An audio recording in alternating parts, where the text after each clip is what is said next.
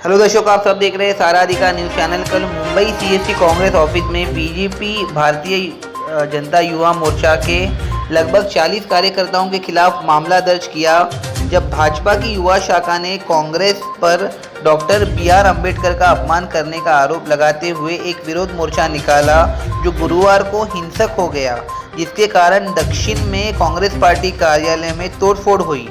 Mumbai police के अनुसार कांग्रेस कार्यालय पहुंचे युवा मोर्चा कार्यकर्ताओं ने शुरू में पार्टी नेता और लोकसभा में विपक्ष के नेता राहुल गांधी के खिलाफ तख्तियां दिखाई और नारे लगाए। हालांकि जल्दी विरोध हिंसक हो गया और प्रदर्शनकारियों ने कांग्रेस नेताओं के पोस्टरों और बैनरों पर स्याही फेंक दी और कांग्रेस कार्यालय पर पथराव और तोड़फोड़ की। भाजपा और संघ परिवार ने बाबा साहेब का नाम सुनते ही हमेशा यही किया है, हमला और बर्बता। देखिए भाजपा के गुंडे अमित शाह को बचाने और महामानव भारत रत्न डॉक्टर बाबा साहेब अम्बेडकर के खिलाफ दिए गए घिनौने बयान से ध्यान हटाने के लिए किस स्तर पर गिर रहे हैं। मुंबई कांग्रेस प्रमुख और सांसद वर्षा गायकवाड़ ने केंद्रीय गृह मंत्री अमित शाह का जिक्र करते हुए कहा, अम्बेडकर के बारे में टिप्पणियां। लगभग 50 भाजपा कार्यकर्ता हमारे मुंबई कार्यालय में आए, कुर्सियां फेंकी और पोस्टर फाड़े, संपत्ति को नुकसान पहुंचाया। हमारे बहादुर कार्यकर्ताओं ने उनके हमलों का विरोध किया।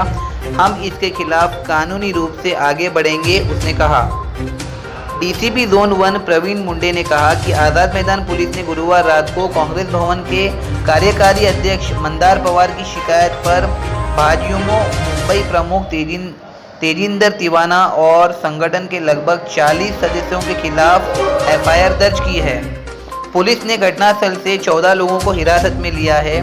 सभी आरोपियों पर भारतीय न्याय की धारा 74, 118, 1, 189, 1C, 23, 190, 191, 2, 192, 324 (3), 333 के तहत मामला दर्ज किया गया है। संहिता बीएनएस और बॉम्बे पुलिस अधिनियम की धारा 135।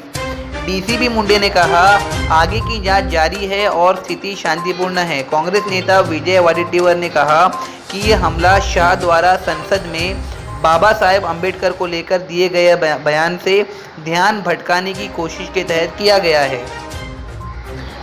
आज़ाद मैदान पर पुलिस हमेशा मौजूद रहती है। क्या उन्हें इस विरोध और हमले की जानकारी नहीं थी?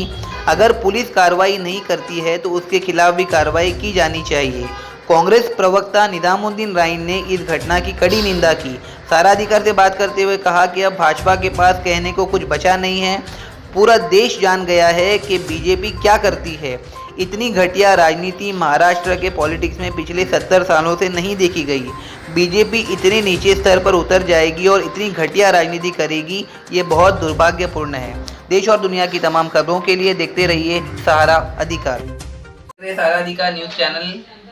देश भर में कांग्रेस पार्टी ने गृह मंत्री अमित शाह से डॉक्टर बाबा साहेब अम्बेडकर के ऊपर जो उन्होंने बयान दिया है उसको लेकर कांग्रेस पार्टी, मल्लिकार्जुन खड़गे और काफ़ी सारे नेता उनका रेजिग्नेशन मांग रहे हैं। आज मुंबई कांग्रेस ऑफिस में ठीक आधे घंटे पहले यहाँ पर देखा गया कि एक क्राउड आती है और पत्थरबाजी और नारों के साथ पुलिस फोर्स के बीच में कांग्रेस ऑफिस में आप बाहर देख सकते हो कि स्याही भी फेंकी जाती है। इस पर हम डिटेल में डिस्कशन करेंगे।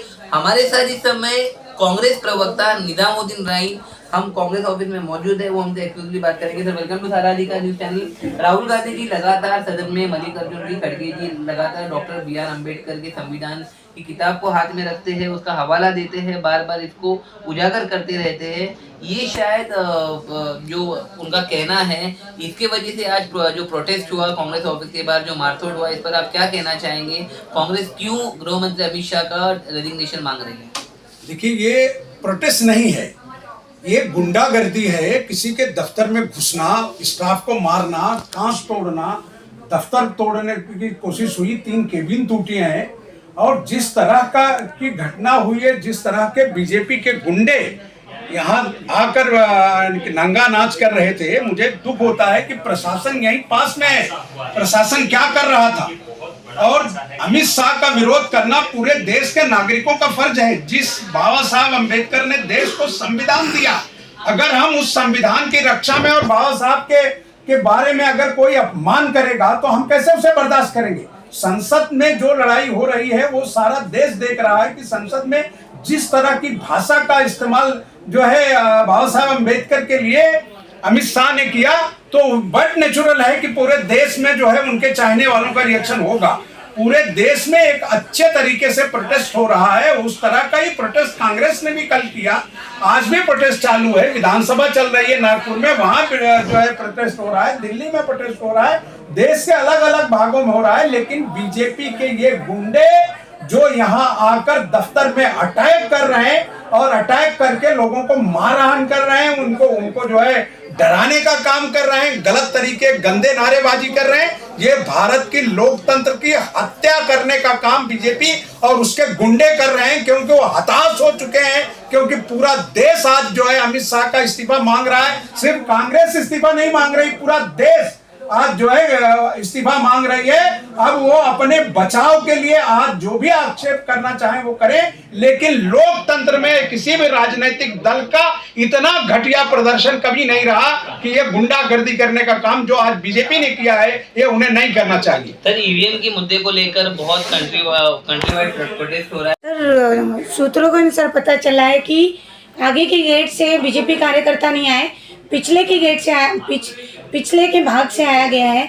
और जिस तरह का तोड़फोड़ यहाँ पे ऑफिस में किया गया है, कार्यकर्ताओं को भी मार लगी है, तो हमारे व्यूअर्स को क्या कहना चाहोगे? नहीं, ये बिल्कुल वेल प्लान था, उनकी पूरी जानकारी थी। पीछे का रास्ता बंद है, उसके बाद उसे ओपन करके उधर से सैकड़ों लोग आते हैं, सामने पुलिस स्टेशन है, बाहर जो है पुलिस का बंदोबस्त है, उसके बावजूद गुंडे आकर जो है कांग्रेस कार्यालय पर इस तरह का अटैक करना और इस तरह की चीजें करना, ये बिल्कुल मुंबई शहर के लिए भी शोभा नहीं देता और राजनीतिक दल होने के नाते ये बीजेपी के लिए भी एक शर्मनाक चेहरा है, क्योंकि उनका जो गृह मंत्री है इस देश का वो एक तरह से गुंडा है और वही प्रवृत्ति जो है वो अपने कार्यकर्ताओं में भी ला रहा है। जिस तरह की आज घटना हुई है, कार्यकर्ता इस पे कांग्रेस इस पे क्या नहीं, कांग्रेस पूरे तौर पर इसका निषेध करती है। हमारे बहुत सारे लीडर नागपुर अधिवेशन में हैं।